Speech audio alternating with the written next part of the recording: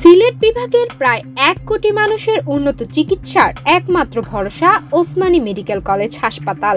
অথচ এই হাসপাতালে এসে রোগীর পাশাপাশি আরো অসুস্থ হয়ে পড়ছে তার স্বজনেরাও। আর এর জন্য দায়ী হাসপাতালটির নোংরা, স্যাঁতসেঁতে অপরিষ্কার পরিবেশ।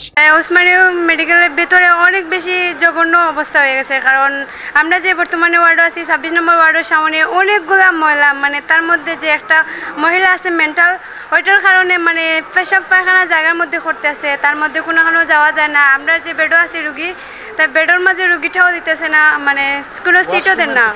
ওয়াশরুমের অবস্থা অনেক বেশি খারাপ, বাইরে থেকে ভিতরের পানি বাইরে ঢুকে বাইরের আর সব কিছু কোনো যে শৃঙ্খলা নাই, একেবারে জঘন্য অবস্থা।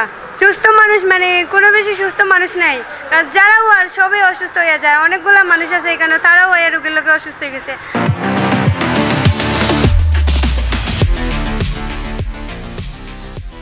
উলস তো আছে, বাথরুমের অবস্থা নাই। একটা আমরা নিছি কেবিনের বাথরুমে নিয়মের কেবিন সব কিছু পিনপিনে থাকবো, কিন্তু এই কেবিনের খালি সমস্যা দেখা যায়, ওই ফ্যানের সমস্যা দেখা যায়, দরজায় সমস্যা দেখা যায়।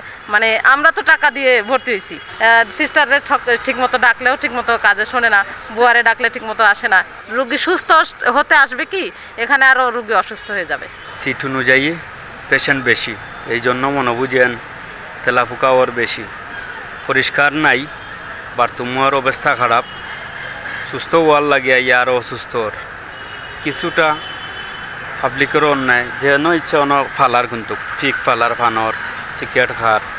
আর মেডিকেলের কর্তৃপক্ষ যে যারা ডিউটি করে ওয়ার্ডও, তারার যে দায়িত্ব সঠিকভাবে অন্যায়, এই কারণে এই অবস্থা। গন্ধ যাওয়া যায় না, যে সময় টলে আনতে যায় ১০০ টাকা চায়, ২০০ টাকা চায়, তো টাকা দিয়ে আমি আমার বাবারে ৫ তালাত ৬ তালাত অপারেশন থিয়েটারে নিছি। নেওয়ার পরে সময় মতো আমি ট্রলি নিতে পারছি না, বিদায় আমার বাবা এই অপারেশন থিয়েটারে মারা গেছেন। সরেজমিনে দেখা যায় হাসপাতালের মেডিসিন ওয়ার্ডের ভেতরেই রয়েছে বাথরুমের কমোড বন্ধ হয়ে মেঝেতে পানি জমে আছে, তার সঙ্গে ভাসছে ময়লা আবর্জনা। সবকটি পানির কল নষ্ট, বেসিনেও ময়লার স্তূপ। বাথরুমের বাইরে বড় ডাস্টবিন উপচে পড়ছে, পাশে পড়ে থাকা হাসপাতালের ময়লা বিছানা ও চাদরে ভরে গেছে চারপাশ। একই সঙ্গে এসবের উপরে উঠছে মাছি। এছাড়া বিভিন্ন জায়গায় ছড়িয়ে ছিটিয়ে পড়ে আছে ব্যবহৃত মেডিকেল ও সার্জিক্যাল বজ্র। ওয়ার্ডের কোনায় রোগীদের ফেলে রাখা থুতু, কফ ও পানির পিক দুর্গন্ধ ছড়াচ্ছে। প্রতিটি বিছানায় ঘুরে বেড়াচ্ছে তেলাপোকা, ছারপোকা ও পিঁপড়া। রোগীদের খাবারে বসছে মাছি, আর উচ্ছিষ্ট ফেলা হচ্ছে ওয়ার্ডেই। শুধু মেডিসিন নয়, সার্জারি, শিশু প্রসূতি, সিসিইউ সহ প্রায় সব ওয়ার্ডেরই একই চিত্র।